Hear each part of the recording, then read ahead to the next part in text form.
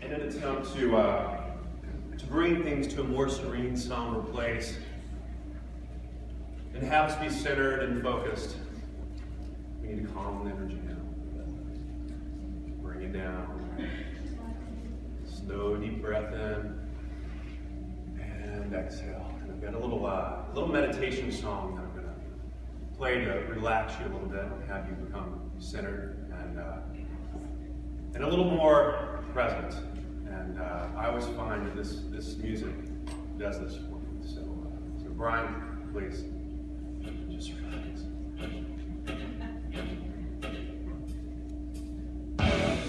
That's all right. A little bit louder, Brian. We gotta feel it. Sunday morning. That's the appropriate time for this. Inhale in, and exhale. Find your center.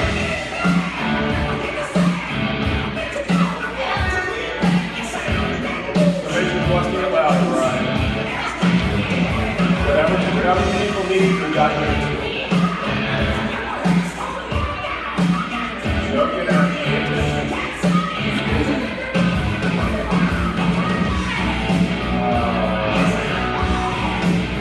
We're getting there.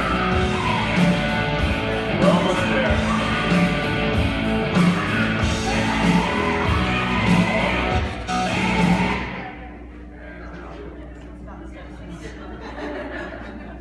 Did we all find our zen?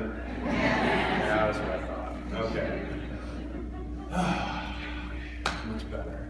Who doesn't want to wake up to AC/DC first thing in the morning? Come on. Everybody does this, right? So, all right. This actually, this band and this music actually is foundational to a lot of my therapeutic, well, my core therapeutic philosophy and philosophy of life. Because I had a very early impact in my life with this kind of music, but not in the way that it made me think. So back in the 80s, there were bands like AC/DC, Kiss, Alice Cooper, Dio, Ozzy Osbourne. Any metalheads out there? Hold it up high. Yeah, let's woo, rock and roll. All right. So the only problem was I was raised in the conservative religious South in a Christian denomination that was super freaked out by the hair metal of the 80s.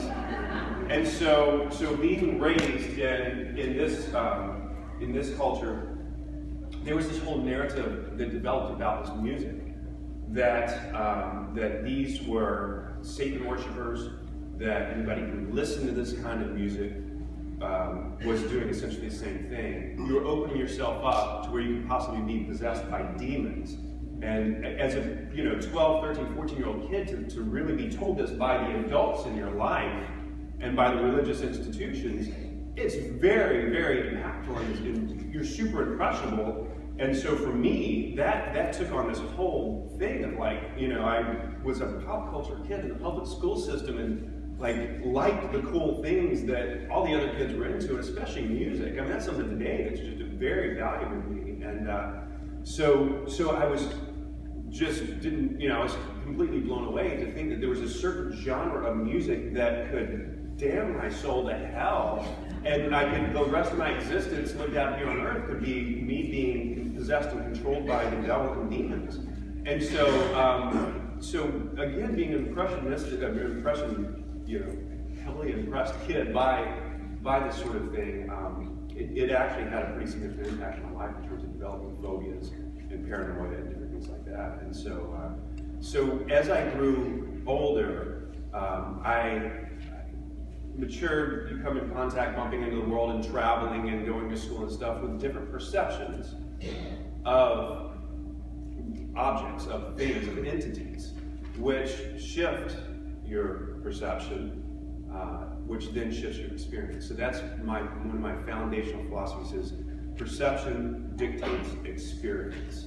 So my perception that I had at the time being raised with this sort of music, AC/DC, some of you might remember from the 80s, You know, a lot of adults, they were doing record burnings and everything. It was after Christ, the devil conquers. That was the acronym given by the Christian community where I was about this band. You know, KISS, Knights in Satan's Service, or Kids in Satan's Service, like which is really, and the rock and roll industry loved it, because anything parents hated, kids loved. So this was great, you know. And so after doing a little research on AC/DC years later, I was like, I gotta get out of this, because this can't be real, like this whole thing that I'm being told. And it's really interesting because these were actually, it was an immigrant family from Wales that traveled to, parents took their kids to Australia, needing to find a new life, hardworking family, 2 sons, a daughter. The 2 sons just happened to be these talented musicians. And when they were young, they started playing these instruments. In high school, they got this band together, and they went through a couple of different bands, and finally they, you know, started writing their own music and started getting bigger and bigger. And the sister was really into it and very supportive, and they needed a band name. And so, you know, the mom had a sewing machine, and so one day she was playing around or something around the sewing machine and saw the sticker on it that said alternating current, direct current, AC/DC. And she was like, that would be a great name. And so she went and told her brothers, and they're like, that's a great name. So they were AC/DC, you know? So Satan inspired, sewing machine inspired, you figure it out, but perception is extremely powerful. And so learning that as I grew, especially going into the world of psychotherapy, I really got to see how that plays out in people's lives and be able to use that as a core philosophy and attach to different therapy models that are out there that work with perception. It became a very much more powerful, impactful thing for me. So this whole thing taught me that in therapy, if I could have a way to help people conceptualize what's going on with them, such as I learned for myself, I had this way to conceptualize that, okay, this is a narrative that I was really heavily influenced by and really bought into, and then stepping out of that, realizing there's many ways to perceive this. And the perceptions have different consequences, different experiences that I will have. That became a very powerful thing. So if we can give clients a way to conceptualize what's going on within them and around them, oftentimes that's the most powerful thing that we can do for them. And one example is a client of mine that I've been working with for several months at a time. She came in with these symptoms: anorexia, agoraphobia, drug abuse, alcohol abuse, history of just broken, disastrous relationships, emotional abuse, sexual abuse, self-mutilation.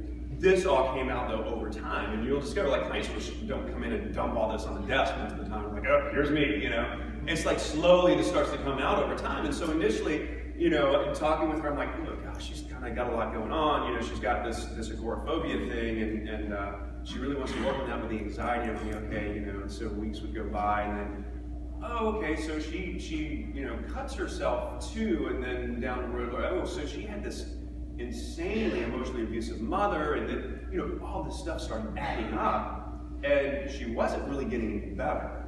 And so I was growing increasingly concerned. So, you know, thinking in my mind the way that I conceptualize things, you know, try and think as systemically as possible, because that's the training that I have from being in marriage and family.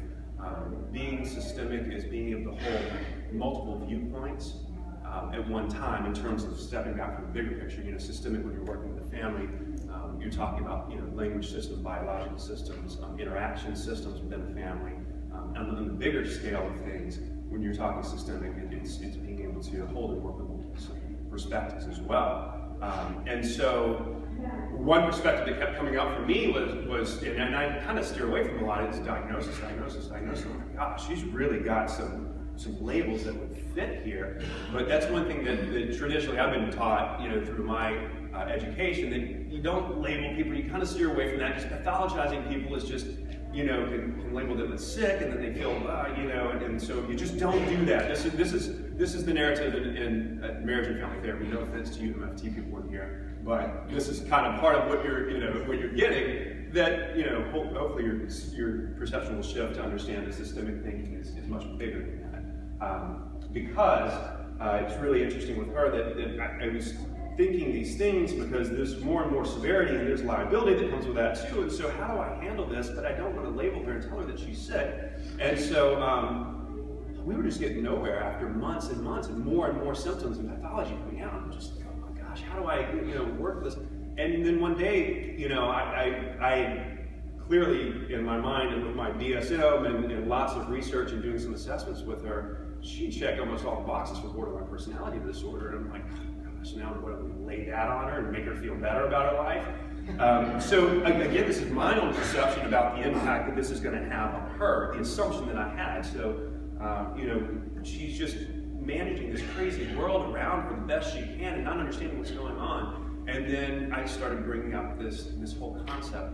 There's this thing, there is this illness that's been defined, and it's called borderline personality disorder. These are the symptoms.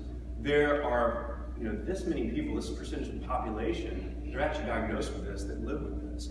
And also, now, with the research that we have and the methods that we have, up to 40% of people who invest themselves in treatment and therapy get better from this. They no longer meet criteria for borderline personality disorder, which is this really, you know, extreme diagnosis. It's not, you know, mild depression or anything like that, of course, as you all know. So as I started talking more and more, her eyes kind of lit up, and she was just like, wow, so this is something. This is just not me being crazy. This is just not me out of control and just being nuts. This is a thing that's defined that other people experience as well too. And it's got a category and a label. And all of a sudden, she took on this whole demeanor that was completely different. There was a sense of control that she had, a sense of understanding that she had of who she is, of what she was dealing with. And from there, therapy took a whole different track. And it was amazing that my conceptualization of what should and shouldn't happen here didn't apply at all to her, because giving her this way to conceptualize what was going on was so powerful and impactful for her. So that brings me then to this whole notion of the ABC thing that I attached 2 years ago. Albert Ellis, crazy old dude. He, you know, I'm scooping in and taking out the ABC concept of rational emotive behavioral therapy.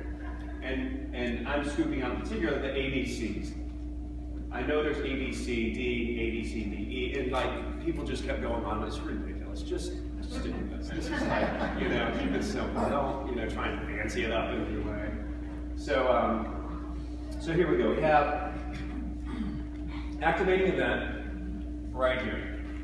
The A, activating event. Belief,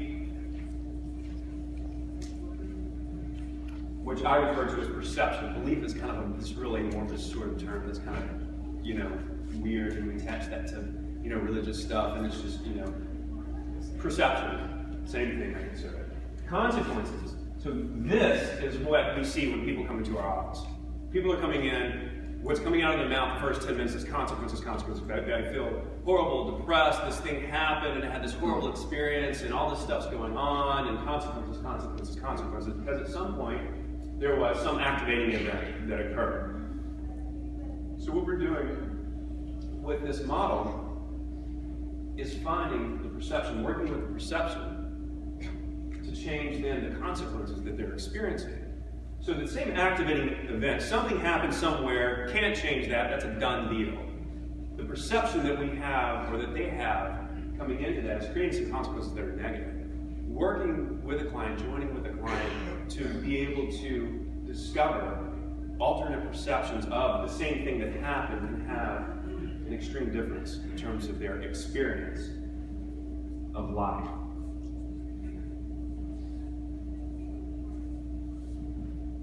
So yeah, so that's the thing I'm, you know, criticizing people who add on D, E, and F to this, you know, but all I've done is kind of the same thing. This is that Dr. Rob's APE model. So I'm different. See, I have a unique take. I'm different. Actually, I'm not. All right. So perception, consequence is experience down here. All right, so to give you an example of this. So there was this activating event that occurred in my community years ago. Very powerful, very impactful. There was a survey that was done within the county of all the enormous oak trees, beautiful southern oaks of southern Alabama. And so this study was throughout the whole county, and they determined just kind of generally, about how old these trees would be, that a lot of these trees were over 500 years old. And a lot of these trees were there when Columbus first came to America, which is like, if you think about that, wow. I mean, you're looking at this huge, enormous thing that's been there for over 500 years. That's pretty amazing. So they identified this one particular big, beautiful southern oak tree, over 500 years old, on this chunk of property, owned by this cranky old lady. So the city wanted to make a park out of this property. And so they approached the cranky old lady and said, "We have this beautiful 500-year-old oak tree. We want to use your property for the community to love and enjoy this tree and cherish it and have a great time and raise their kids and swing in the tree and whatever. And so the cranky old lady said, "No way, are you kidding? This is my property. I'm not going to have anything to do with that. And this is mine. You're not going to take it from me." And so a battle ensued. So it kept going back and forth until eventually the lady said, "Okay, fine, you can have the property." And the city was so excited. They had their park that they were going to build this around this beautiful oak tree. The community would enjoy it. It's over 500 years old. And so in the meantime, as she gave ownership over to the city to be able to use it for this park, she hired this good old boy, because there's a lot of good old boys out in southern Alabama, to get a chainsaw one night. And what he did was he went and cut 6 inches into the trunk of the tree, all the way around the circumference of the tree, and like 6 people could hold hands around it. It was enormous. And so cut this huge thing around the tree, deep enough to cut off essentially the circulation, the flow through the tree. And of course, once this was discovered, it was this enormous, it was a national news story. CNN, NBC was on all these television stations. Huge outcry and all this flocking of people and resources and energy to save this tree, to save this oak tree that was 500 years old, that was there when Columbus set foot in America. And so they had a tent unit, an ICU unit, actually said ICU on it. It's built around the trunk of this tree, and they had researchers and arborists flown in and stuff, and they did these weird grafting things all the way around it. They tried their hardest for months and months and months, thousands and thousands of dollars, to try and save a 500-year-old oak tree. And so slowly but surely they realized it wasn't going to happen. They couldn't do it. They couldn't save the oak tree. So everybody's heartbroken. And so they take down the ICU unit, all the graftings and stuff, the leaves fall off. Eventually they have to start cutting the trees back and the roots back, because the tree's going to start to decay and it can pose a threat to people. And eventually, after a couple of years, they cut it down to just a stump. And the story kind of faded a little bit until a couple of years ago when I was reading the newspaper, and Auburn University came in several years after and took a sample from the tree, because they really wanted to do a real due diligence research on how old is this tree really, So they did their study, and they came back and discovered that the tree was 90 years old. My grandmother at the time was 90 years old. She was as old as this oak tree. I mean, it's not that old of an oak tree. It was 90 years old. So your laughter indicates the perception shift that you had as well as I did when I read that story of the power of an activating event, of a perception that we can have, and the consequence that we can have from a powerful perception, based in reality or not, whatever. But this and this are so insanely linked together that, well, it can create insanity, of course. We know that. So very powerful experience. Now, what I want to talk about real quick before I get into the demo is how Alice So the way Ellis used this ABC model, and the way that I use it are pretty different. So his idea, there's one truth, one reality that we all kind of float around, you know. So this is us floating around truth and reality. When you come into therapy, the therapist's office, the therapist is the closest one to this, and he's the one that's going to be pointing out where you are. And the way that Ellis used to do this was say, this is irrational thinking. You need to think more rationally. Here's the way you need to be thinking about this. He came up with the concepts of masturbating and shooting on yourself. Everybody here heard of that? You're masturbating. We must stop doing that. So we tell ourselves we must do this. We should be doing this. Dogmatic ways of thinking, you have to change those. So you're thinking this way, you must think this way, And so he would be doing that to his clients, and so it was just kind of ironic. So this is reality. This is us floating around here. The ones on the outer side, this is the track 2 group that I have this week. They kind of tend to float like a little further out of reality, but that's okay. So rather than this concept that there's something like, an inanimate object such as AC/DC floating around out there. And we have this idea of social constructionism. So reality is socially constructed.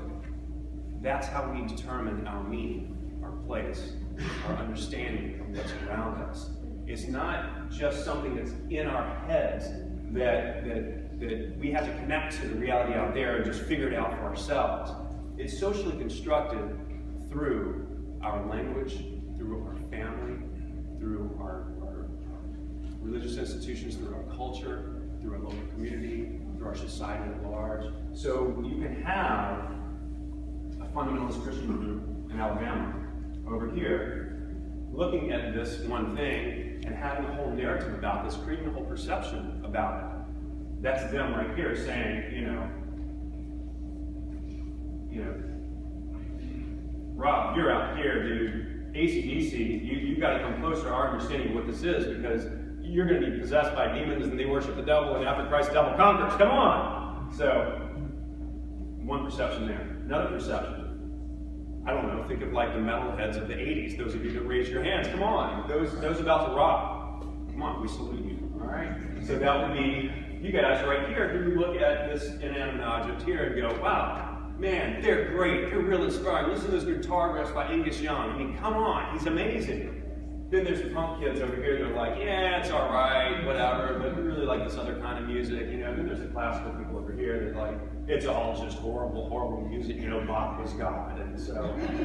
But again, this is one thing, many perceptions, and so there's a lot of socially constructed meaning around this. And so where do we fall on the spectrum? Is there one definition of something like this that we have to attach to, and if we don't find that one right thing, then oh my God. Again, Ellis with his modernistic approach using REBT was saying, yes, there is one reality, one way to perceive things that is the healthier way, healthier path, and follow me and I'll show you that. This is the way that I take this ABC thing. It's all about the relationship. Connecting strongly with clients. We know through research that accounts for a huge, huge percentage of the actual change that happens in therapy.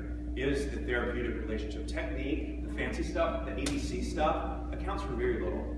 Extra therapeutic factors, things that happen outside of a client's life, that's as impactful as any therapy model that you choose to use. Now, you're not going to hear theorists talk about this because they're trying to sell books, but that's the reality that we understand through our research. It's about the relationship. So connecting strongly with a client, for one, entering into his or her worldview, understanding their socially constructed reality, where they are at, where they're wanting to be, working and collaborating then with the client to alter perceptions as needed within their worldview, not within my worldview. The client doesn't walk in the way that I use this and okay, now you're entering my worldview, and here's where you should be, here's how you should be. It's me entering into their perception, their understanding, and us working together to create alternate perceptions, which create alternate experiences. All right. So, if I could call Dr. Rebt Va with your fancy scarf up here, please.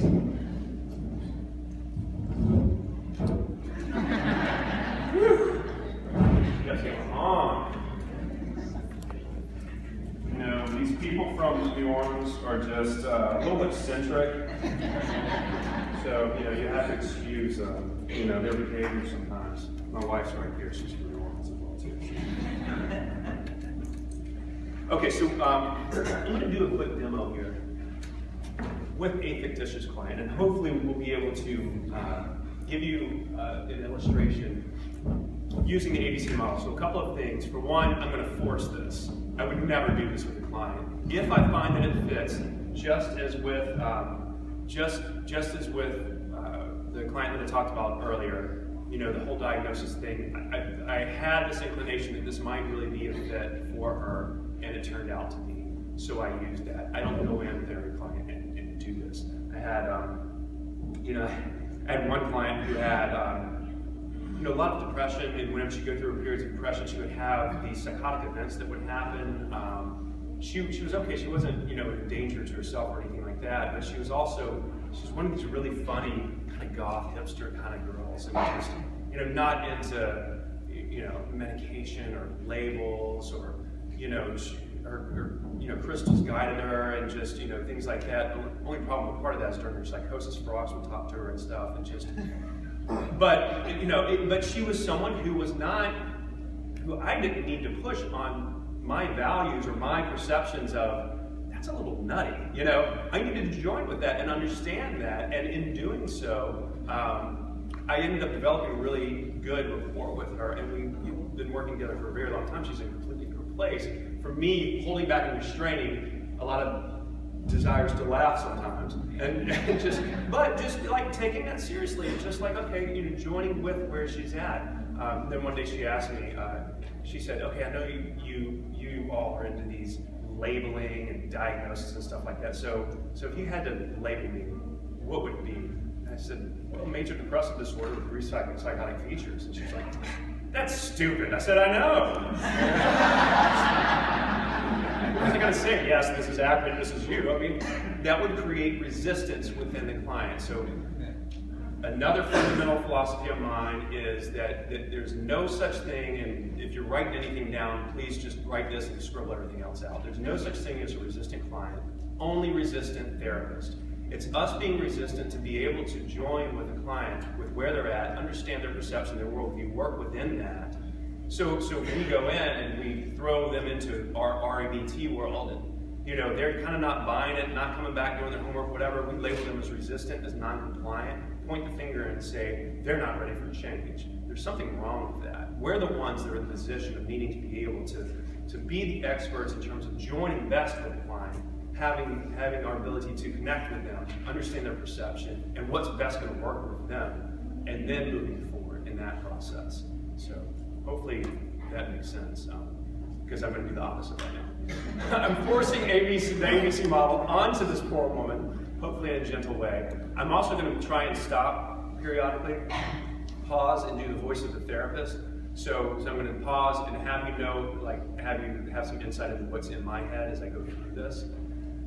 Because oftentimes this looks very different than it feels and it is up here. We get confused, we get lost, you know, we're not sure where to go, or we're very unclear about the process oftentimes. So it's important, I think, for you guys to understand that, where and how we do that, and how we get through that too. So, okay, Michelle, welcome, thanks for coming. Hi, Dr. Eubanks. So tell me what's up, what brings you in? Well, as you know, I recently moved to New York from New Orleans, and it's a very different animal. I feel out of sorts. My husband had gotten a job with a company, and so he's partner, and so I have to go to all these functions, and I don't like half the people that I meet. I mean, I think they're judging me. I walk in, and I've had to make sure that all the kids are in bed before I go, because we have 3 I have 3 kids. We have 3 kids. And I don't even see, I can't even figure out what is up these days, because I have to make sure that we have a party that I'm going to have to give at the new apartment, and I'm so used to being able to just run down the road and get what I need, and now I have to get things ordered and brought to me, and have to, it's just so much. This is a huge life change. Yes, I'm used to being so close to my family members. Unless you're away from family too. Oh yeah, I mean, I have 6 brothers and sisters, and we do things together all of the time. And now I've been brought all the way to New York. I mean, everyone wants to visit, and that's fine. But man, I can't just go visit on Sunday when we have our Sunday dinner or something. How long has this been since you've been? Well, we've been here about 3 months now. So. 3 months, and it still hasn't gotten any better. It sounds like it's just been a real challenge. Yep. Yeah. So family, you're detached from family, you're detached from what's familiar to you. You know, things aren't as easy as they were before because you don't know where you are, how to get whatever. And now you're being thrown into these social situations of people you don't know and people you don't even know if they like you, and it's a whole different culture too, I would imagine, right? Sure. Well, definitely, because in New Orleans, everybody will tell you hi. You know, how are you doing? What you need? Can I help you? And then you go to New York and you say hi, and you must be crazy. Okay, I think I'll just, you know. And I'm a social butterfly. At home, we did all kinds of awesome stuff. We had fun. You know, right now there's the Mardi Gras balls and everything, and I'm here in New York wearing jackets and coats and, you know. Yeah. And, yeah, so we don't get to have all that fun. I mean, I'm eating more of this because I thought maybe I feel a little bit better about not being in New Orleans. So there's a sense of missing out too, and still trying to stay connected even if it's through, you know, wearing a scarf. I do social media, but I don't do much because I have to work too. So not only do I take care of the kids, my husband has to work long hours now. You know, I do the Capella thing, and so that's nice because I don't have to go and figure out the system and have to pass all those people walking like this to their jobs. You know? Yeah. Like my fans. Okay, so pause. So are you hearing A, are you hearing B, or are you hearing C? You're hearing consequences, consequences, consequences. Pulled out of her family, pulled out of her culture, in a new environment, doesn't know where anything is, new people, doesn't like it, feeling sad, out of place. So what exactly, so I understand that, I mean, being out of place and the anxiety that can create and everything. So what exactly brought you to the point of like, oh God, I need to go talk to somebody? I didn't want to. I'm sorry, we also had the activating of that. That was very clear too. Moving. It's honest. I didn't want to do my work. I was getting overwhelmed at bringing the kids to school. We went to a party this past Saturday, and it's a function, sit down and dinner. I could not get out of the bathroom. I was just sitting there, you know. I thought, oh my gosh, if that stupid woman looks at me one more time. And I'm the one that'll go up and say hi and talk, but she's got that, I don't know what it is. I'm just not, I feel like a fish out of water. So it kind of built up to this point, the intensity just got to be too much. Yes, you know. Is that where it culminated, was kind of that party? Yeah, I mean, to go to a party and not be able to be myself is, and to not be able to leave, and even almost have heart palpitations. Yeah. You know, I didn't even know what that was. I talked to a friend and I said, my heart's going like this. What is that? What is that? And she said, oh, I don't know. I think you have heart palpitations. So this has got serious. So I think I almost even have a panic attack. Yeah. Thinking, oh my gosh, I'm not like that. What the heck is going on? Yeah, so you've never had to deal with that before. Yeah. So, what's the deal? Why did y'all move here, and how long are you staying, and when are you going back, or is this just forever?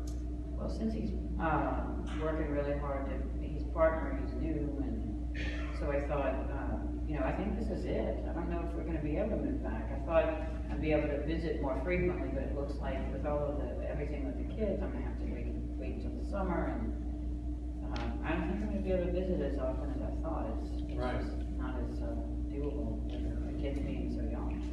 So what does that mean? It means either finding a way to build friendships here. And I don't know what else to do. You gotta find something. Well, I could move back home and tell my husband to visit on occasion. Maybe 2.5 kids, yeah. Be a little vacation. I so don't know. I don't know how many kids I have.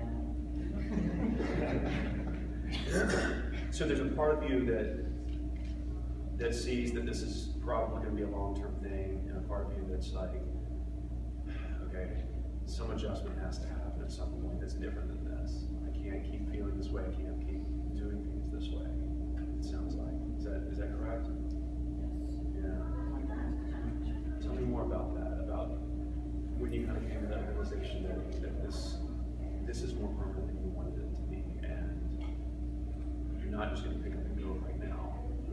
Therefore, something's got to happen. Tell me more about that. Well, I think because I had the rose-colored glasses and I came to the realization that this is now my life, that I'm going to have to figure out how to connect with my family who is back in New Orleans and find a way to make friends and find a way to get along with others and build relationships. Well, so in thinking about that, I don't know, when you start to kind of enter into that thought process a little bit more, rather than the rose-colored glasses, which is a great metaphor, coming in thinking that this, could be very different or whatever, taking those off and starting to see things of adjustment, of necessity to have to step out and do things differently if you're going to survive. How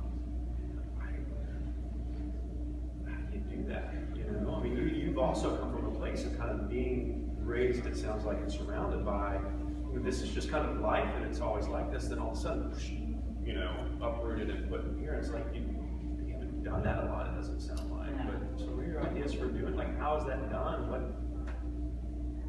don't know. I mean, you had some ideas about connecting with family and things like that, but how might this really need to look for you in order for you to stop having heart palpitations and crazy panic attacks and all that? Well, I mean, when I was in college, I had to get to know people. Okay. So you do have some experience with this. Interesting. Okay. Finding out how to, what I used to do is when you're in the elevator and you're looking at the person in the elevator and you're saying, God, that person is staring at me. I think I'm going to pretend I'm just going to be really nice to him and say, I'm really shy like this. I feel very uncomfortable in elevators, but I'm just going to say, hi, how are you doing? And if they look at me weird, I'm just going to say they must be shy. And if instead of them being snobby or whatever they call it these days. But at the time it was snobby because that was a while ago. Right. Age. Yeah. Wow. So you have some experience with this. You already have some ideas about what will start shifting this. You also seem to have an understanding that it's been 3 months too. That's not a lot of time, but at the same time, it probably feels like an eternity in some respects, especially when I'm Mardi Gras time. It's more than a vacation. Yeah, absolutely. Okay, pause. So I went from a place in my head of just being kind of cloudy and a little lack of focus on where she's at, on how this is playing out for her, on what her perception is, to it becoming pretty clear of the perception being that things really should have been this way. I thought they were going to be this way, they're not. And the consequence was very clear due to that perception.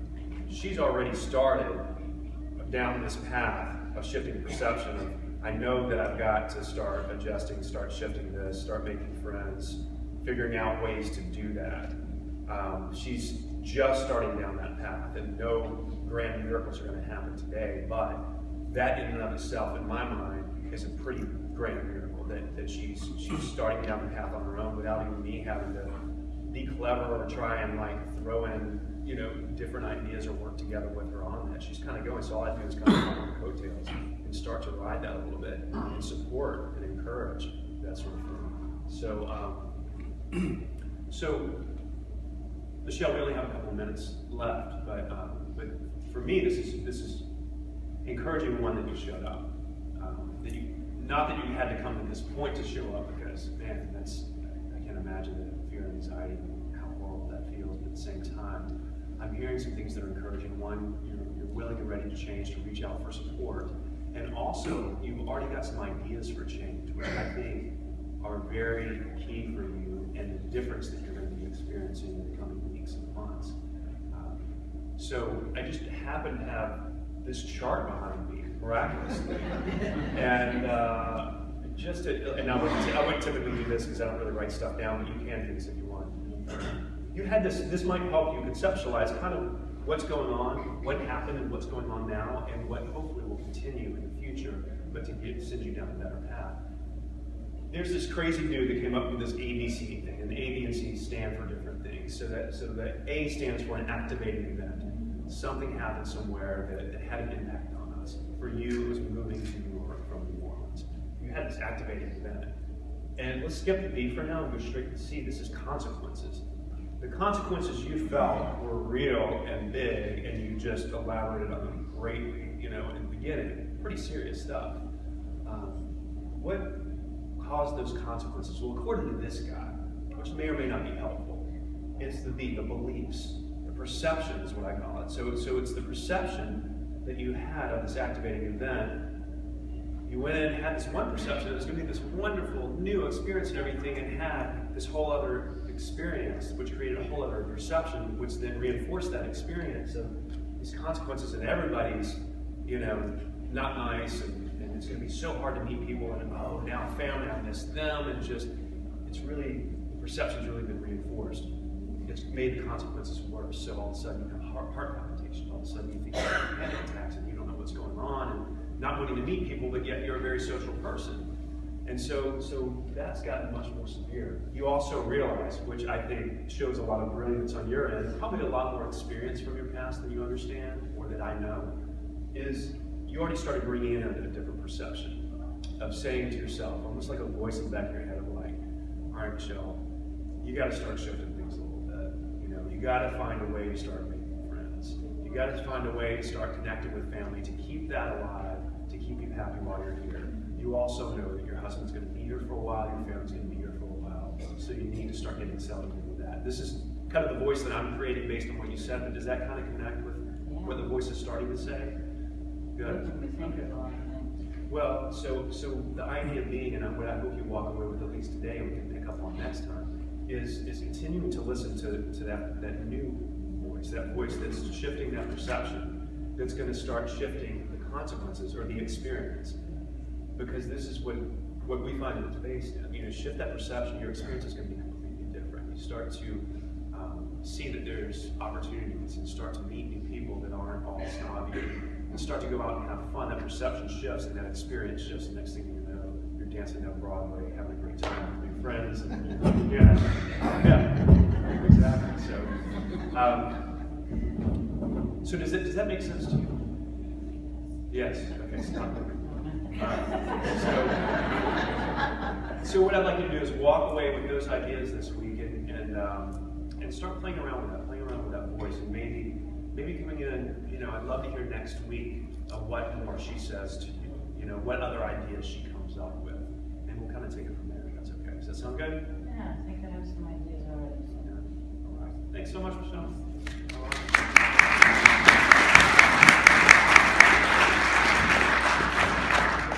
Okay, so it worked.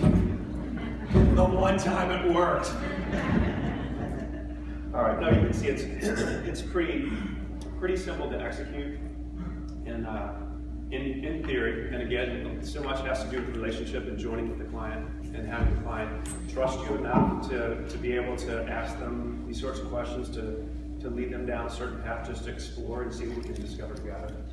So, in terms of questions that you have, just raise your hand, stand up, and speak loudly, because we don't have anybody with a microphone or anything. So, Roderick, what's up? Yes, sir. All right. Yep.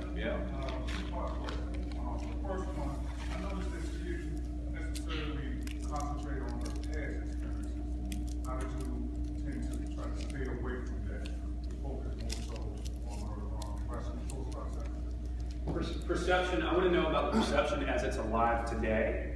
I do want to know about the consequences, and it's important to attend to consequences because that's what a client is needing you to connect with and understand. I want to know that the person I'm spilling the stuff to is really getting and understanding where I'm at. If they're just focused on something else or writing things down, you know, I'm not going to feel connected. I'm not going to buy into their whole philosophy of perception and this ABC thing.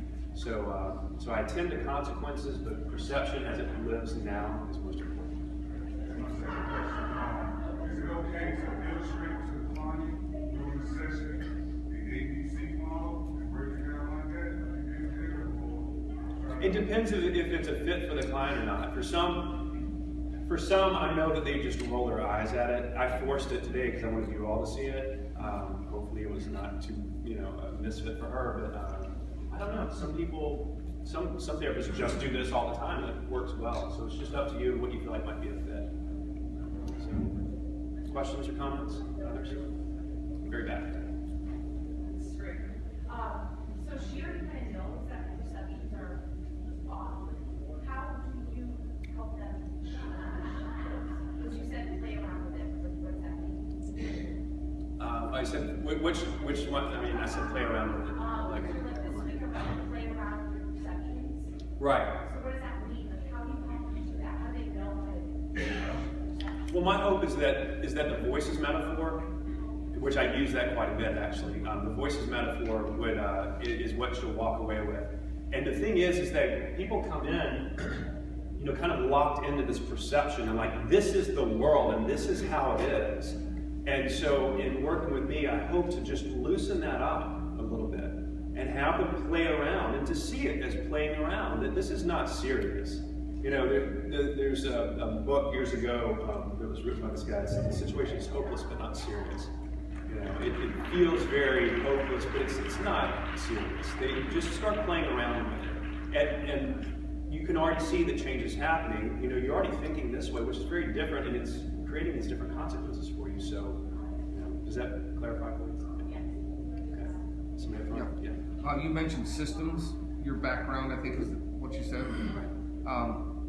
Would that be the most common other theory that you bring into this, or is it pretty much spread out over all sorts of theories and techniques? Yeah, it's kind of, it's spread out in the sense, my foundational approach is joining and the relationship. And then perception is very important. Doesn't mean I'm a cognitive behavioral therapist all the time. Sometimes,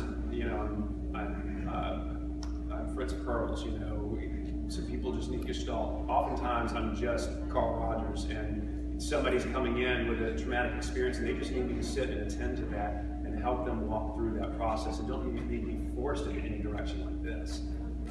But that's my idea of mastery, is being able to sit with a client, join strongly with them, have them feel that you're at least the one person in the world that gets and understands them, and then determine what approach will be best in working with them.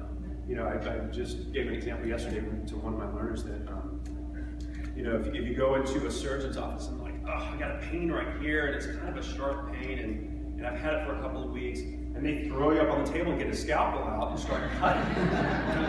It's like, oh my, don't you need to do a little bit of research here?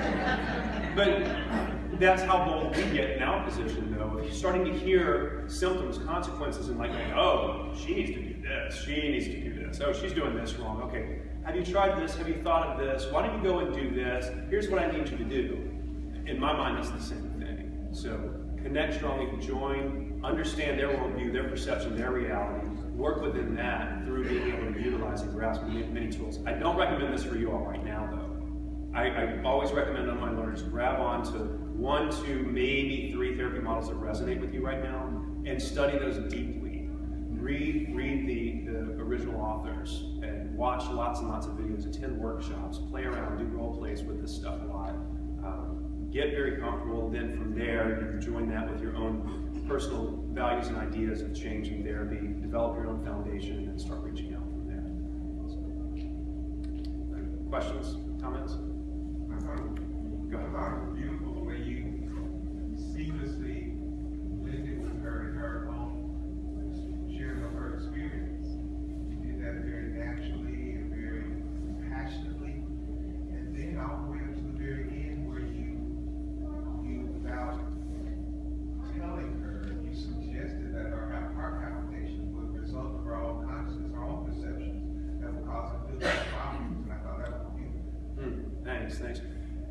your authentic presence is the greatest intervention you'll ever use. It's my number one lesson that I post in my room. If you forget everything else, I tell my members, just remember that. So this is a decent intervention. It's fun, whatever, the empty chair technique, all these other things, but your greatest intervention is your authentic presence.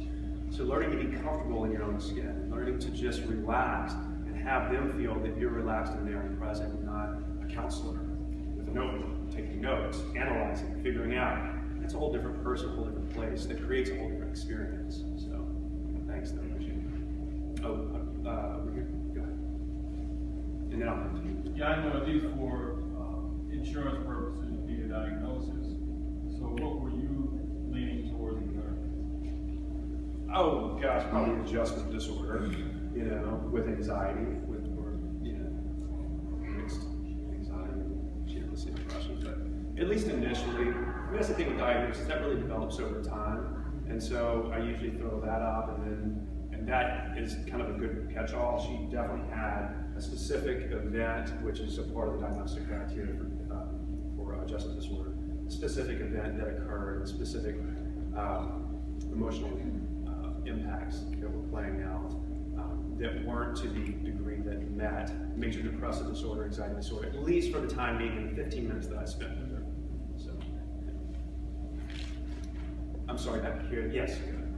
I would say you were very non-directed, and just as a novice, I wanted to, as she mentioned her anxiety around parties, instantly I'm thinking, well, have you discussed with your husband your anxiety around these parties and how maybe you don't want to attend some of these parties, just like you said about wanting to fix, but you were very focused on the perception piece, and that's what I'm walking away with, just staying focused on the box and changing their perception. Yeah, and more than likely she would figure that out. Maybe in later sessions we come up with that together, but she would probably, through playing with perception, figure out, oh, I probably need to stop going to so many parties, or maybe I just need to have a different, approach to them, or whatever. All clients come in with their own expertise and their own reality, and account for so much of the change that happens. So we're not as important as we think we are, or like to think we are. Okay, one more, and we got to wrap up. Who's in the back? Raise your hand. Yeah.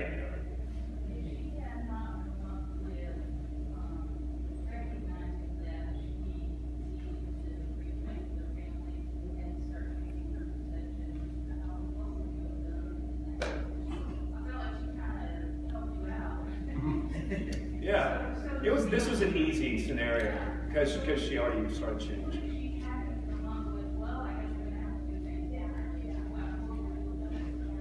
Yeah, because that's mostly what you're going to find is people that come in that are really kind of locked into that one perception. And so I would be digging into, I'd be stepping away from that and digging into more of the perception, and then one technique like I did at the very end, I pulled in our voices. So if you gave this in your head, a voice that kept saying that this is horrible, you're missing so much back home. Look at how these people are looking at you. I would really want to get to know that voice a lot more and help her build an awareness on what that was saying. I genderized these voices too. I mean, it's what does she say? What is, let's name it. Oftentimes I'll do that. This is crazy paranoid Michelle or whatever. I'll have her come up with that. Tell me more what she's saying. Let's really dig into that. Let's give her a life. Let's really hear. So it builds an awareness of that perception and the impact that that's having. And then sometimes I'll come in and say, so let's put her in the closet from her, set her over in the chair over here. So let's start to create another voice, or maybe there's already one inside of there that has a little bit different perception of what's going on right now. That's going to result in you having a different experience. If you had to just take a wild guess, what's one thing that she might be saying?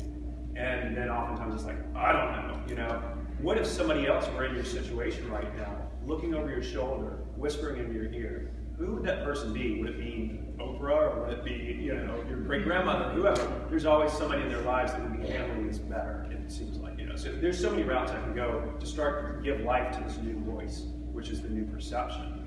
And that's just a metaphor I use, but there's a lot of different ways to go about it. Okay, we've got to wrap it up. So thank you so much for your time.